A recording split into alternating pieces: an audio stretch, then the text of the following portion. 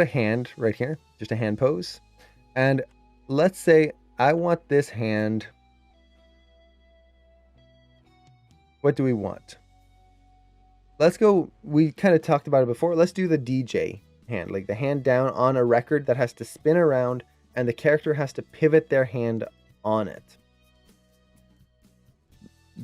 That'll give us a complex setup. So we've got, let's create a polygon. Let's create a polygon pipe.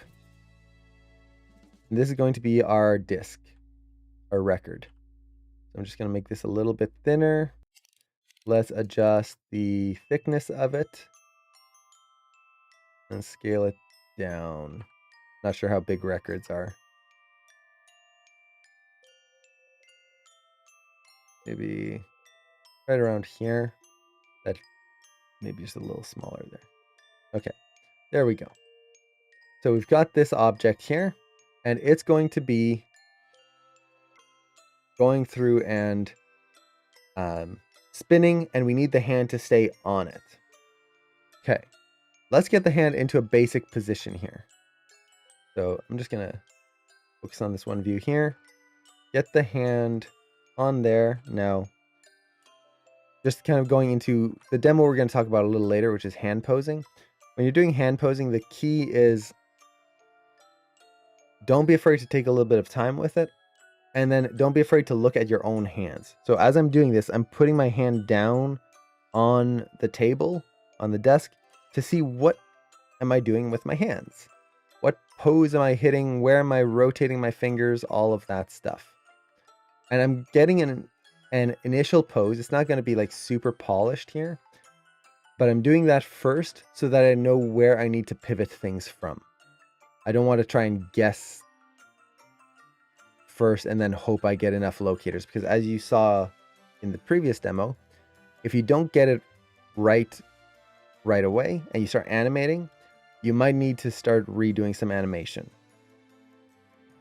So it's better to just take some time now, make sure you get it right,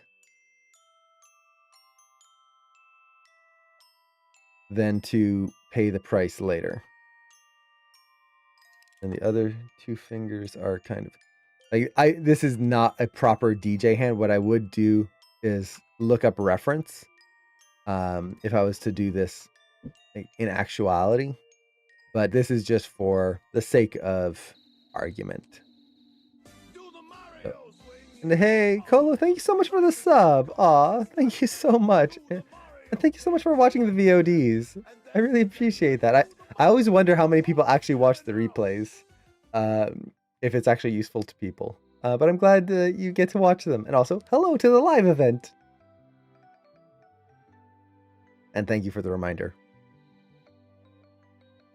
I was terrible yesterday. I had like 2 sips of water and 12 hours of class. Something like that. So I feel it today. My lips, ooh, they do not want to bend. They are dry. So let's actually rotate this finger in just a little bit here as well. I just want to keep that off the record player. And maybe I'm just going to twist that up just a little bit more, just so we get a more dynamic angle. Do we get something like that? Is it the best hand pose? No. But essentially all I did was I put my hand down and I looked at my hand to see what I was doing. And you can see it didn't take long. And we've got something decent. That it's definitely could use some more work, but it is not a tedious, long process that's going to take you hours and hours and hours. And kind of something that I was mentioning a lot in my classes yesterday is when you're animating hands, or animating anything, honestly, animate the hands early. Do not wait until, like, I'll do it in splining, I'll do it in refining, I'll do it in polish. Every single time you put off posing hands, I'll do it later, it gets much harder. I'll do it later. I'll do it in refining. Much harder. I'll do it in polish. Nightmare levels of going through each pose and pose and pose. It's just nightmare. If you pose out your hands right away, right from the start, I am putting my character, I'm doing all of my arm poses, bending the body, pose out the hand, even if it's just a basic hand pose and just like, okay, something like this is so much faster in the long run. And it just makes your shots look so much better. So do not wait and do not put that off as much as you can.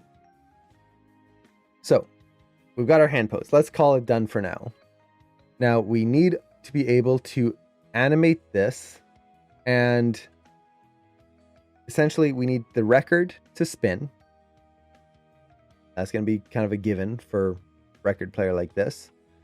Let's see. I had really good blocking, then spline got me. Oh no, I worked through it and feel all better now. Spline is nightmare situations. Always you hit the button, it's like, oh, why? What happened? So we need this to spin, but as it's spinning, we also need the character to be able to adjust their hand. Now the key here is that we don't want to adjust the hand from the wrist, because if I do that, he just cuts right through the record. I want to be able to adjust from one of the fingers. And the problem here is that it might change.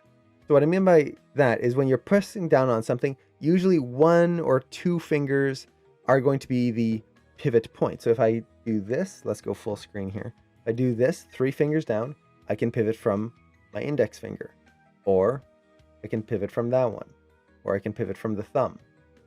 We've got 3 different pivot points that we can do at different times. How do we do that?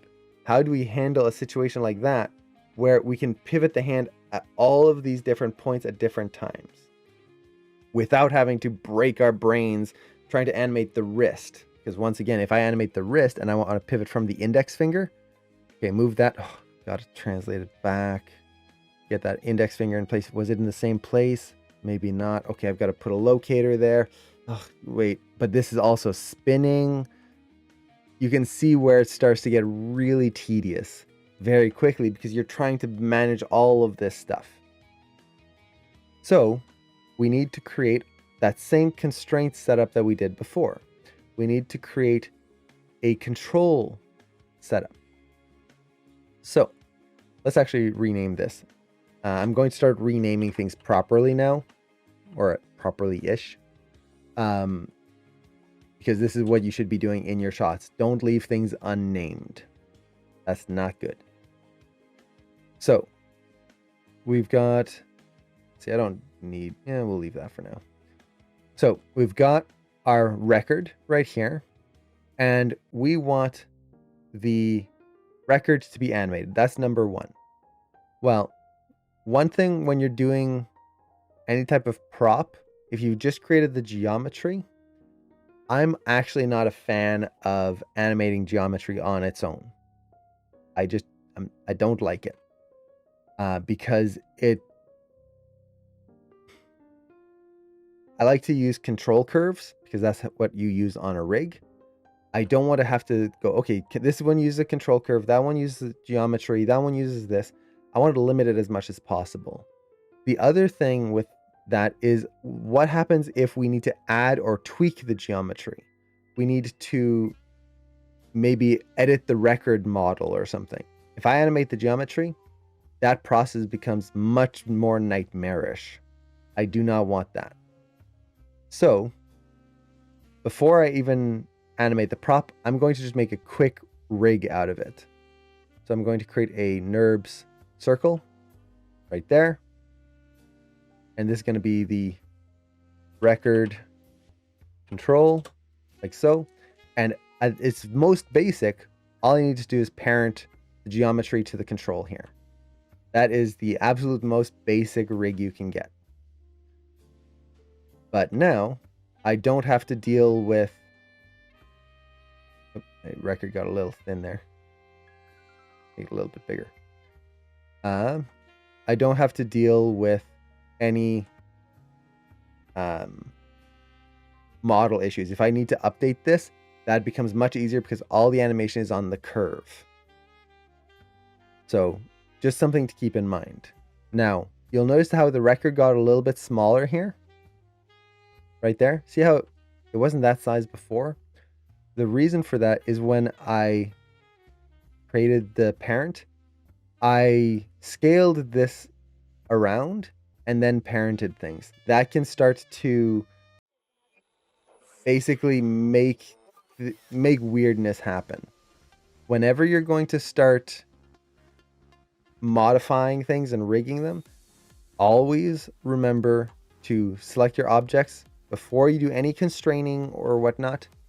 Modify, freeze transforms. Then you can do that. Otherwise, you do get a lot of weirdness. So, just something to keep in mind. Okay. Let's get this in place right around there. Okay. Good. So now I can just animate this, and let's actually, just for the sake of visual clarity, I'm going to take a cube here. I'm just going to place it on the record. Right there. And let's modify freeze transforms. And then I'm going to parent it to the record control. And now we get that. Now we can see the rotations. Okay. So this can rotate around. Great. Now we need to get the hand to follow. Now, this is where we have to start thinking, how are we going to constrain this? How are we going to make this work in a way that works best for us? Well, one, I want to make sure the hand follows the record. I could animate the hand moving around, and I've seen people try to do this, moving the hand around, and the hand controls the record, because in real life, that's what's happening. I'm pushing down on the record and I'm spinning it manually with my hand. So the hand is controlling. No, that's going to be a nightmare. That record is going to be bouncing around all over the place. Trying to keep it flat and just spinning is going to be... No. In most cases, you want the prop to control the hand. There's rare cases where you'll do the opposite, but for me, most of the time, I will have the prop control the hand, especially when it's a larger prop. If the character can hold a prop, let's say I have this thing, and I can hold it in my hand like this, then yeah, the hand can be the thing that leads. Almost any other time, it's the prop that leads. So we're going to have the prop lead the hand. So I'm going to need to constrain the hand to that. Okay. I don't want to do a straight constraint because I need to be able to move the hand, and maybe he lifts his hand up and puts it down. So I can't parent it because A, if I parent it, there's no on off. Parenting is on all the time. Also, parenting is a hierarchy control. You're placing one object and placing it into the hierarchy of another. You cannot parent part of a rig to something else. I cannot take this control and parent it, regular parenting, to the record here, because I would essentially just snap that hand off of his wrist. It would be horrible. More than likely, I'll just get an error message, but I've used some rigs that in the past when I was, but a wee lad, that weren't super well built, and when you accidentally parented them, whoa boy, did horrible things happen. And the worst part is that when you undo, they don't always go back to the way they were for some reason. So we cannot take this wrist and parent it to the record. We need to constrain it. But we don't want to lock it completely. Well, let's see, can you constrain it to a locator and then the wrist? Yeah, so you would constrain the wrist to a locator, and then you would take the locators and either parent or constrain them to the record. Now, let's go step by step here. So, we know we need a locator in there. We need a buffer to allow us to connect the wrist to the record. And hey, Anima, thank you so much for the wow, my brain just froze there. For the sub, I really appreciate that. And more constraining tips. Yes, constraining tips are the endless resource, because everyone struggles with them and they suck when you don't know exactly how to use them. They really are complex. Once you get a handle on them, they're not so bad. Before the handle, oh, nightmare. Okay, so let's do a very basic constraint first, just to show what we're aiming for. So we need a locator to control the wrist and then connect to the record. Let's do step one, the basic version that I will use for the majority of props. If a character is just holding on to something, just doing something very basic, maybe I know that the character is going to go toot toot, and that's all he needs to do. We just need one locator. So I'm going to go to create locator, and we've got our locator down here. Whoop. Let's move it to the wrist position. So I want to be able to just place it. Well, actually, let's do it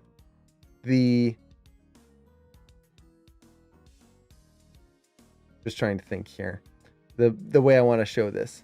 So the question that I'm asking myself is, how would I animate this? Let's say we have a very simple situation. The character is going to put his hand down, whoop, whoop, and then done. The locator is essentially going to act as my pivot point in this case. I've only got the one. It's going to be my pivot point.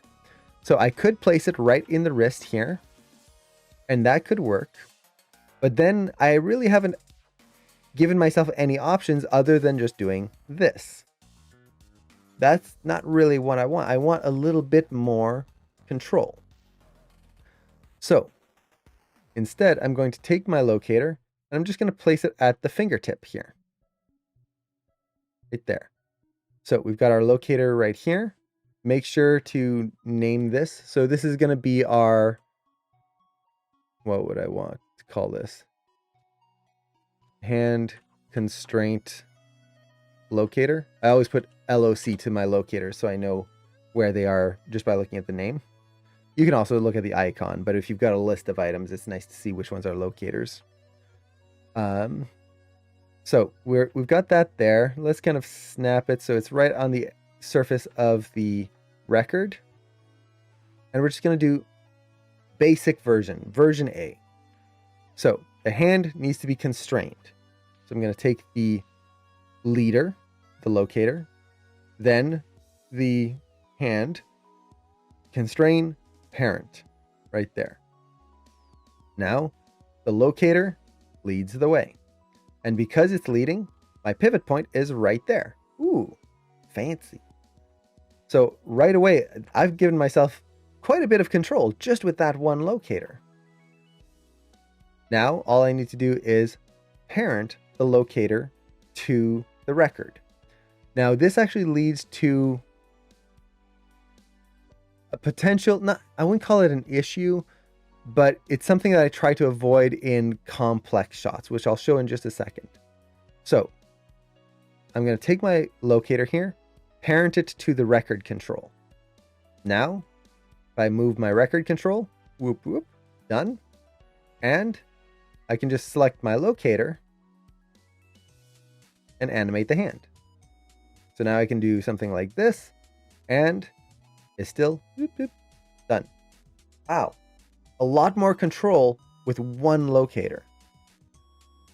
But there's a few different things that we're going to have issues with here.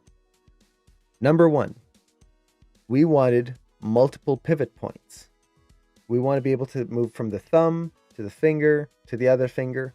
But what if even the character's, he's just got the one finger and he presses down further, and we want the pivot point to be able to adjust further back? How do we do that? Let's start with that. We just want to be able to adjust this pivot point. Okay, we've got that. The other thing is, look at our hierarchy here. Where's our locator? Is it easy to find? Not really. It's under the record because we parented it. Now, in this case, that's easy. Open the record. There we go. But what if this was another rig? Maybe I've got a character who places their hand on the shoulder of another character and is supposed to follow along. Now, to find that locator in my outliner, I have to dig through a whole other rig and expand a whole bunch of menus just to find the locators that I'm using to do this whole constraint. In most cases, who cares? That's fine. You can just select them in the viewport, whatever. Other times, you do want to be able to quickly find them and adjust them. And this setup, not the best for that. So let's undo and solve those two problems. First, let's actually solve how do we avoid the locator disappearing when we parent it. Well, we can't really parent that locator. If we do, it's going to get lost in the hierarchy. So what we need to do is essentially create I guess you could call it a double lock system, a dual constraint setup with a parent in the middle. Instead of constrain and parent, we've got constraint, constraint, parent in the center. Let me show you how that works. So let's undo this. We'll make sure the wrist isn't constrained here. So everything's back to 0 right there. And we've got our hand constraint locator.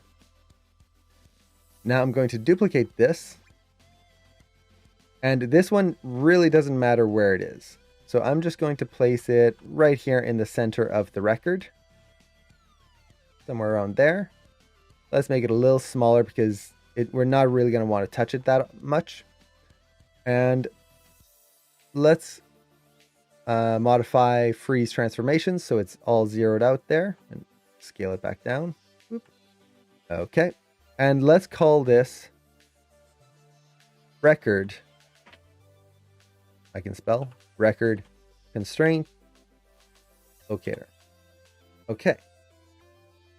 So how does this work? Well, for the main part of it, we want the hand to follow the record. Okay. We also want the hand to be able to pivot from this point right here. None of that has changed. Okay, we're good so far. Well, let's set that up. So the hand follows the locator. Same thing. Select the leader, then the follower, constrain parent, like that. Now, did I get it backwards? No, I did a point constraint. Constrain parent. So now it follows along, whee, like so. Now we need this locator to follow the record, but I don't want it to be in the hierarchy of the record. I want to keep it very visible and easy to find right here. So I'm going to use this other locator and I'm going to constrain this one to the record. So this will follow the record. We select the leader, the record, then the new constraint, constrain parent, like so. Now you can see that locator in the middle follows along right there, and it stays out right here in the hierarchy. Well, if that locator is following the record and is doing what the record does, if I move the record wherever I want, the locator follows along. I can just take my hand locator and put it under the record locator right there. Now it follows along and I get the exact same setup and it's very easy to find. It's right there. All of my locators and my entire setup, my rig that I'm creating essentially is right there. I don't have to go digging for it. So essentially this is a dual lock system. You're putting a constraint on both hands. There's a locator constraint to the record and the hand is constrained to a locator. Both sides have a constraint and the parent is in the center between the two locators. I will say I don't use this a ton, but in those moments where you don't want things to, like, you don't want to dig through a hierarchy, this is a great setup because it makes it so much easier to find things and adjust right there in the outliner. So we're going to be using this for this setup just for visual clarity. Hopefully that all made sense. Now, I should mention right now, I know locators or constraints and all of that stuff, it is very confusing. If none of this is making sense, definitely let me know. I want to make sure this is as clear as possible. And I know I'm also throwing a lot of information out all at once. So if you need me to repeat something or slow down, let me know. Okay. And also A to the J, hello! So we solved our first issue. The locators are now visible in the hierarchy right here. Yay! But we haven't solved our other issue. What happens if I need to adjust the pivot point here? I want the finger right there to be able to adjust and maybe have it start pivoting from the very tip, but as it goes through, maybe he's rocking it more on the first knuckle there. Or maybe he goes like this and he pivots from his actual knuckle. So how do we do that? How do we make a movable pivot point? Well, we go back to what we were doing before. We make a locator hierarchy. We want an extra control. We just add another locator. So let me delete the constraint. Which ones do I want to delete? Let's delete the constraint on the hand for now. That way we don't have to worry about accidentally moving things and tweaking them. So that locator is now following the whole setup here, but it's not affecting the hand just yet. So I want to create an offset here. So to create an offset, all you need to do is duplicate the locator. I'm going to move it. Honestly, the position doesn't really matter. I'm going to move it over here. And I'm just going to make it a little smaller so we can visualize it a little bit better. And then I'm just going to name it. So this is the hand constraint offset. And you could add locator at the end too. So it's going to be the offset for the hand constraint locator. Okay. So the offset will go below the main control. So we have our hand constraint. Then I want to put the offset underneath right there. And then we'll do our same constraint. So hand offset is following hand. If I move the record, everything works. So now I'm going to take my hand offset. I'm going to constrain the hand to the offset. But notice how the pivot point is not in the right spot here. Isn't that going to cause issues? Well, let's see. So select the leader, then the follower, constrain parent. Okay. So the hand is following this locator way out here. Well, isn't that bad? Didn't we just ruin our pivot points? Well, not really, because this locator is following the main hand constraint locator right there, which means I still get that exact rotation like so. And it all follows the record. Great. So what changed? Why did we do this extra locator? Well, because this locator can now move underneath the main hand constraint, I can adjust this and make it so that the pivot point is now over here. Or if I really wanted to push it, I can move it so that the pivot point is now on the thumb. There we go. Ooh, fancy. I've just made a way to adjust my pivot point. So I can actually have a character do this and roll their finger along. And all I need to do is animate that one control so it moves along the finger. So I'm just animating this to go across the knuckles or whatever I want. Or if I have the hand pick up and push down, so he's pushing like this and then he goes whoop, whoop, like that onto the middle finger and then whoop, whoop, onto the thumb.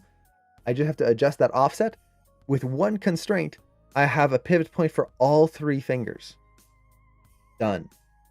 No worries. Easy. It's really nice. Whenever I'm doing constraints, unless I need just like the most basic of basic constraints, which we already showed, this is my usual setup. Main locator and then an offset, because that gives you immense control over this.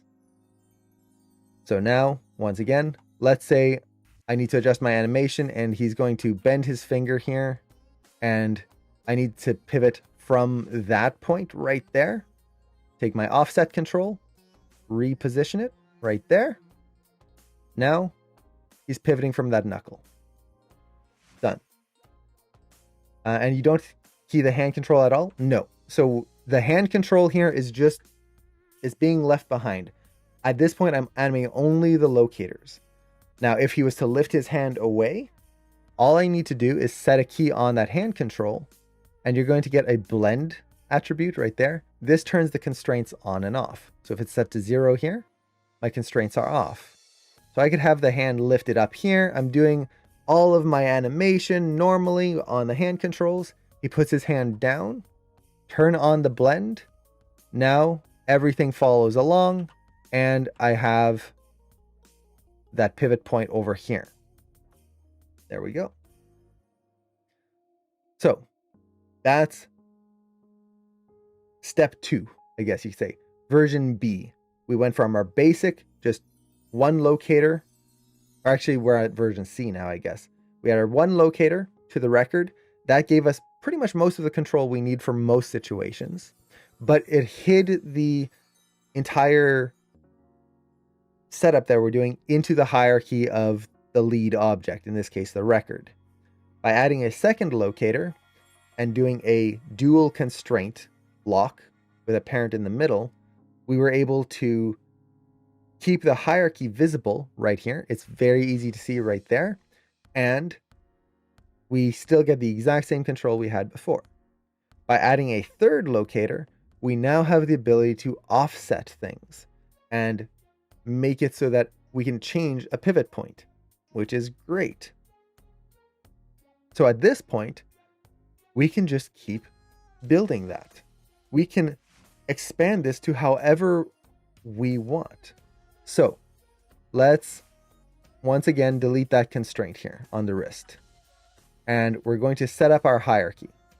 And we're going to make this a little bit more visible, because this is now we're starting to go into, okay, I want to be able to animate this, but instead of having to move the pivot point of each finger manually, so you saw how I have to, okay, I want this to pivot from the thumb. I have to take this and whoop. I turned off my constraint. I had to move this way over here, and then the hand would essentially, I would do this, and I have to do that. But then if I want to keep the thumb in place, I then have to move everything back in place. That can get tedious, especially if I want to do an animation where the character is doing this. Like that. I'm not going to have to I don't want to put the locator here and then, oh, it goes over here. Now it's going to pivot there. So I have to move the hand, but then move it back. And that gets very tedious, very annoying. How do I make that a little bit easier? Well, we essentially just make a little offset setup for each finger. So every, I guess you could say, unique ability to control, we just want our own special pivot point. So let's do that super quick. Now, before I do that, let's actually make it so it's going to be easier for us to see this, because as you can see, we've got a lot of locators already, and they are kind of hard to see visually. Well, we can change the background for that, make that pop a little bit more. But also, that dark green doesn't show up super great on certain surfaces. It also means that they're all the same color, which makes them even harder to see. So if you need to change the color of a locator, all you need to do is select the locator, open up the attribute editor, go under Object Display, Drawing Overrides right here. Enable overrides, and you can just change the color index here. So color index is just basically you can pick whatever colors you want. So let's make the main control something, let's say yellow. There we go. Nice and bright. Let's make the offset control pink. There we go. Now we know which one is our main animation control, which ones are offset, just by the color. Done. Now, if you do want to pick your own like totally unique color, just switch this to RGB, and then you can just pick a color. So let's go pink again. There we go. So now we've got much easier time to see all of this. Now for the setup, like I said, all we need is a regular, how to put this, a control locator and an offset locator for each finger. So let's rename these. This is going to be, let's do index control locator. And then this is going to be index, there we go, index offset locator right there. I'm going to take these and just duplicate them and move this right here. And let's just rotate them so we see that a little bit more clearly. So these ones are going to be middle control locator and middle offset. Again, name your controls, name your objects. As you can see, we're starting to get a lot of different things here. So we've got that, and then we're going to duplicate that. And actually, let's duplicate the first one. There we go. Move that to the thumb right here. So we've got thumb,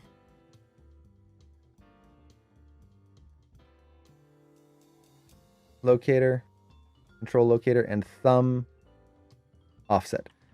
The naming convention you use here is really up to you. You name it in the way that makes sense.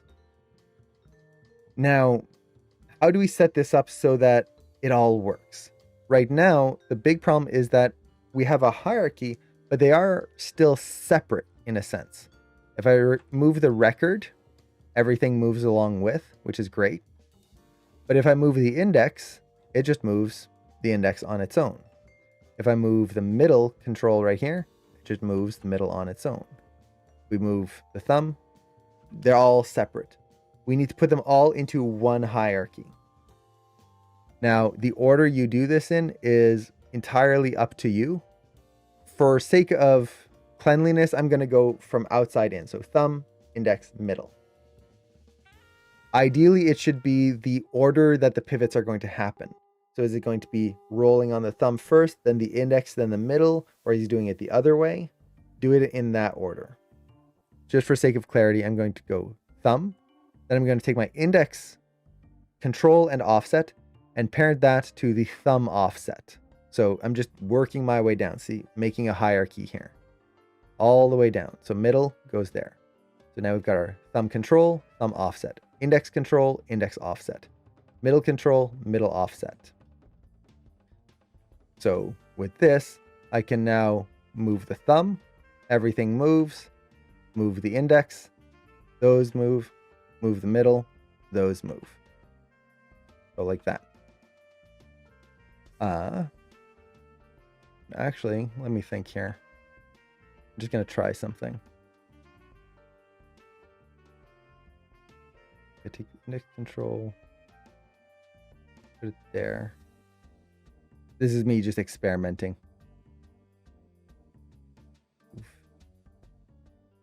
Okay, yeah. So I was right the first time. So thumb, middle. There we go. So we've made our hierarchy. Then we've got our middle offset locator right there. And now all we need to do is a constraint. Now I could constrain the hand right to the middle offset locator here. It's the last locator in the list. The problem with that is I don't want to have an offset locator be the one that controls the wrist, because it should just kind of be an offset. So what I'm going to do is I'm going to make one more locator here. And I'm just going to call this one hand lock locator. So this is what's going to constrain the hand. And I'm just going to place this once again into the hierarchy at the very bottom. And let's actually just match it to the hand position here. So I'm going to take the locator, then the hand, go to modify, match transformations right there. So it just puts it in place right there. Now, do I need that locator? No, I don't. There's really no point to it other than to keep things clean. I'm just putting it there so that I know that that is where my constraint is. It's not on one of these offsets and I'm going, wait, where was the constraint? Was the constraint on this one? No, it was on that one. I know that the constraint is over here. That's really the only point for it. It doesn't serve any other purpose. Okay, so we've made this hierarchy. This whole hierarchy moves with the record, so that's good. At this point, all we need to do is constrain the hand to it. So I take my hand lock locator right here, and then the hand. So object that leads, object that follows, constrain parent. There we go. So now this follows along right there, but we also get the whole thing moving with the record. If I need to adjust the thumb, I can just take this right here and do that. Then he goes whoop, puts his fingers down there, takes the index finger. I pivot from there, whoop, take the middle finger, move there. Now you can see just by doing this that this is why we want to get that order: thumb, index, middle. Because after this, I've kind of pushed everything. Look at where the thumb pivot is. It's way off here. You want to do it in the order that you're going to offset things when you're doing a motion like that. Otherwise, if you go backwards, you get this offset and then you have to kind of reposition that back in place. And we're kind of back to the original issue of having to pop the hand back. So you just want to be very aware of the order you do things here. But I can very quickly just animate that, go around, whoop, boop, boop. Now he puts his index finger down. I can do this. If I do need it back on the thumb, I wouldn't move this in place. I would just zero out the index finger. And this is why you want to freeze your transformation. See how I zeroed that out and it's moved positions? I should have frozen my transformation so I don't have random values. Keep that in mind. So I just put that back to where it was. And then I've got my pivot point back on the thumb and I can just move that where I need it to be. So keep in mind, always name your objects. And then when you're setting up a system like this, always zero out and freeze your transformations. It makes zeroing things out much better and easier to get something like right back to the pivot point. Otherwise, in my situation here, I'm in trouble. Now I could try to freeze the transformations here, but now I've broken something. So let's kind of show the proper way once again. So let's delete that constraint. Oop. And let's take all of our objects. Okay, zeroed out. Let's see what happens if I just freeze all of this. Not bad. They're still pretty much in the same position. So I'll just adjust this a little bit here. Move that up and over. Get the pivot points to be where they need to be. Right through there. This one's not frozen, so modify, freeze, go through, always double check. Okay, one in the wrist here.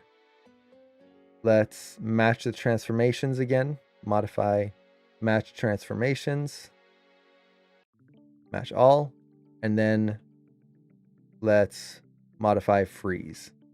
So now it's zeroed out right there. And actually for this one, I'm not going to freeze it, except for the translates. I want the rotations to follow the axis here.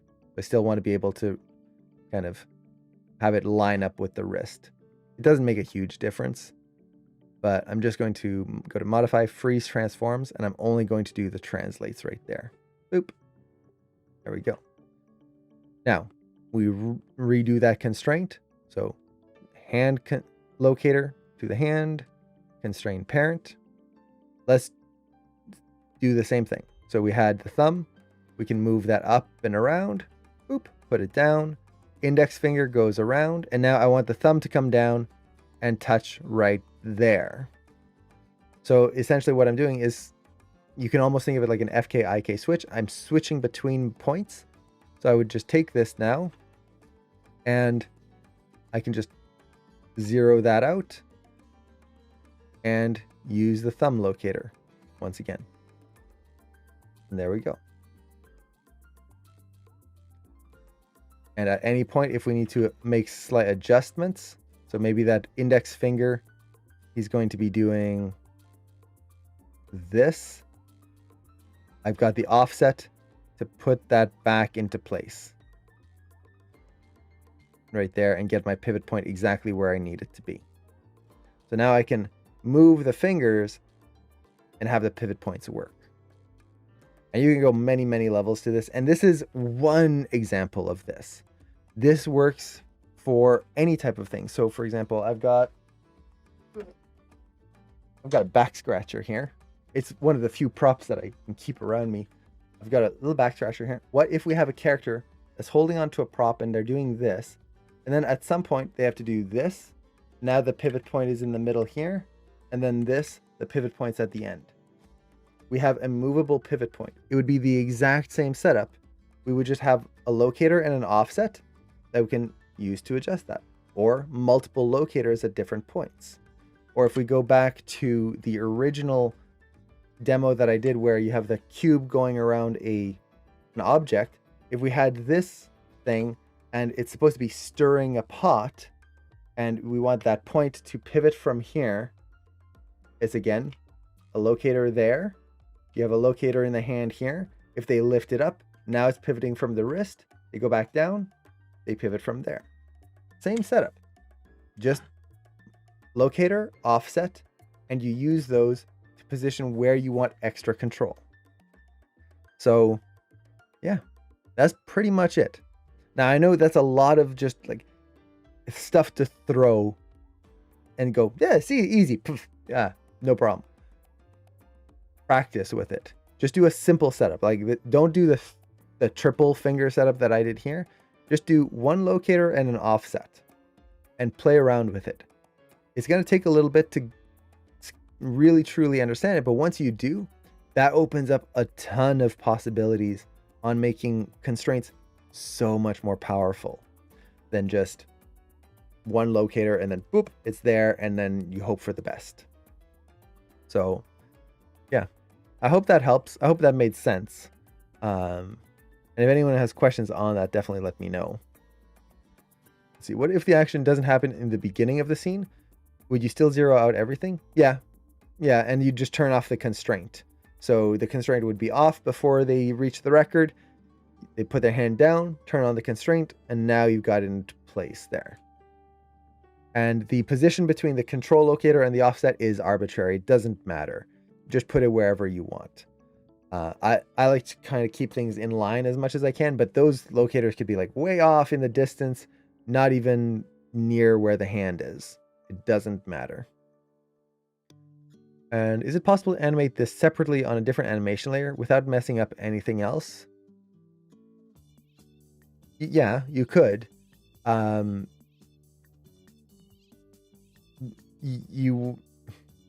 just trying to think here. Even if you did all of this, and let's say I had the hand, a whole bunch of hand animations doing its own thing, and then, oh, I need a constraint in this section. I wouldn't need an animation layer because when I constrain the hand, it's the original animation is still there on the wrist. I'm just locking it down. So I could have this constraint and then locked off. And if I go, yeah, no, that didn't work. I can just delete that constraint and the original hand animation is still going to be there. So I wouldn't need an animation layer for that. I could, you definitely could, but it's not necessary.